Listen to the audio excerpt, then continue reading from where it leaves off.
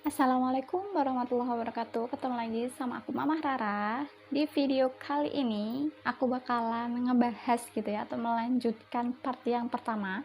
Jadi bagi yang belum nonton part yang pertama tentang masa perubahan fisik ya, masa pubertas pada perempuan, silahkan ditonton di video part yang pertama.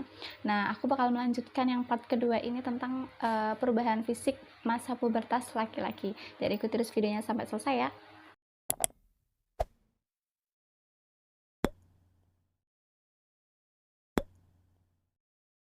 Nah, masa pubertas laki-laki itu biasanya terjadi di usia 10 sampai dengan 15 tahun.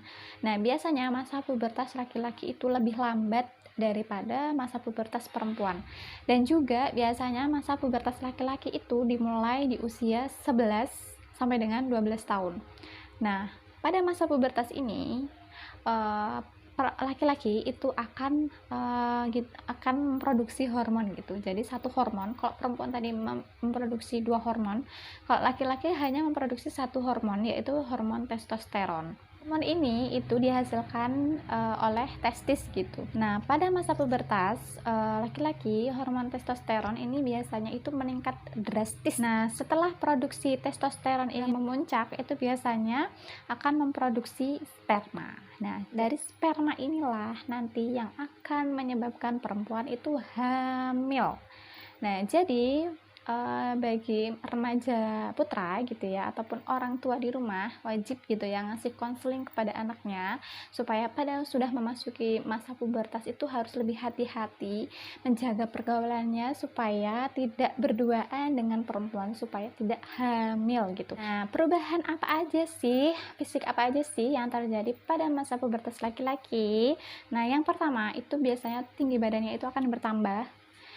Yang selanjutnya itu otot-otot akan semakin membesar, dan terus selanjutnya itu dada mulai berkembang gitu ya, menjadi lebih bidang, lebih kekar seperti itu, dan juga tumbuhnya rambut di kemaluan, di ketiak.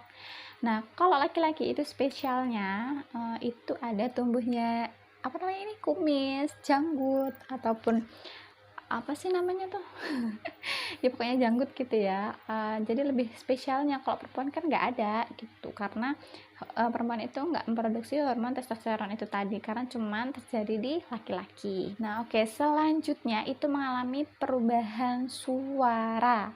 Nah, perubahan ini itu biasanya terjadi di pembesaran ukuran laring. Nah, jadi laring itu tempatnya pita suara gitu ya. Jadi di situ itu pita suara itu akan membesar, jadi itu akan menyebabkan pecahnya suara. Biasanya itu akan dimulai dengan suara serak dulu, suaranya berat gitu ya. Itu nggak apa-apa, itu normal. Nah, setelah itu nanti suara laki-laki itu akan, setelah sudah pecahnya suara itu akan, suaranya akan lebih gitu ya, lebih lebih laki lah gitu, nggak kayak yang dulu waktu masih kecil, masih anak-anak. Jadi kalau suaranya sudah mulai pecah dan sudah mulai sangar gitu ya suaranya, itu berarti sudah memasuki masa pubertas. Nah, pecahnya suara ini atau serak-serak itu tadi itu nggak, ya lumayan lama sih ya. Jadi dimulai dari usia 12 sampai dengan 16 tahun, dan biasanya itu akan berkembang terus sampai dengan dia mentok di usianya 17 tahun. Jadi sudah mulai suara tetap itu di usianya usia 17 tahun gitu, suara yang sangernya. Selanjutnya mulai tumbuh jakun di lehernya yang kayak jendolan itu, kayak pentol di leher gitu ya. Biasanya kan ada tuh. Nah, itu akan mulai tumbuh.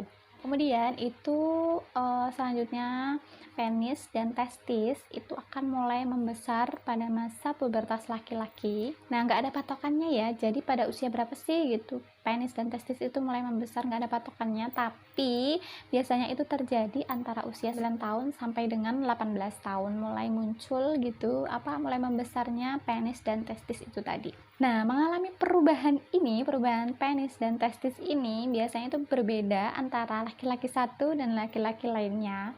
Jadi bagi anak-anak yang sering biasanya pipis bareng gitu ya, jadi jangan membandingkan antara penisnya dia, testisnya dia, antara satu sama lainnya gitu ya, jangan nanti jadi bullying gitu. Nah, makanya orang tua itu wajib memberikan konseling kepada anaknya bahwasannya penis dan testis itu akan mulai membesar di usianya 9 sampai dengan 18 tahun. Nah, tidak ada patokan yang pasti gitu ya, yang aku bilang tadi. Makanya bagi remaja putra wajib mengerti dirinya sendiri atau mengerti perubahan pada dirinya sendiri, jangan kaget. Dan kemudian harus, kalau misalkan memang sudah mulai membesar itu ya jangan membandingkan ukuran punya dia dengan punya yang lainnya gitu, Kak, punya dia lebih besar, punya dia lebih kecil gitu, jangan ya. Nah, kemudian biasanya testis itu yang apa ya namanya ya, kantung yang di bawah penis itu, nah biasanya itu ukurannya itu akan lebih apa ya, berbeda antara satu sama lainnya. Jadi ada yang lebih kecil dan ada juga yang lebih besar. Itu nggak apa-apa, itu normal, itu baik-baik aja. Jadi remaja putra jangan kaget ya kalau testisnya atau telur yang di bawah kemaluannya itu ukurannya itu berbeda seperti itu. Nah, walaupun normal aja, jadi walaupun memang perubahannya itu kecil besar, apa namanya, perbedaan kecil dan besar gitu ya testisnya itu, walaupun normal, tapi remaja putra itu wajib memeriksa gitu ya, pada saat mandi dipegang lah kalau misalkan ada benjolan ataupun perubahan kulitnya ataupun dan segala macamnya, itu wajib diperiksakan ke dokter. Jadi nggak perlu malu-malu, jadi supaya menjaga kesehatan dirinya sendiri gitu. Selanjutnya itu masa pubertas laki-laki itu biasanya akan mengalami lebih sering ereksi gitu ya, tanpa alasan. Nah, selanjutnya itu pada masa pubertas laki-laki itu biasanya akan mengalami mimpi basah atau biasanya itu akan mengalami ejakulasi gitu ya. Itu nggak apa-apa, jadi biasanya itu laki-laki itu akan mimpi basah gitu. Nah, pada saat mimpi basah ini itu adanya terjadinya peningkatan hormon testosteron seperti itu. Jadi itu nggak apa-apa, wajar aja. Kemudian selanjutnya mulai memproduksi keringat itu lebih banyak. Jadi remaja laki-laki wajib untuk menjaga personal hygiene-nya, mandi ya, mandi 2 kali sehari dan juga menjaga kulitnya supaya nggak bau gitu ya. Dan kemudian selanjutnya biasanya kulit itu lebih berminyak gitu, produksi minyaknya itu lebih meningkat, jadi perlu rajin untuk membersihkan muka, jadi tidak berjerawat, jadi bisa lebih pede kalau misalkan keluar rumah, jadi mukanya nggak penuh jerawat seperti itu. Perlu dirawat, nggak perlu skincare yang mahal ataupun apa, cukup untuk membersihkan muka, sering mencuci muka gitu ya, jadi mukanya juga terawat, nggak ada jerawat seperti itu.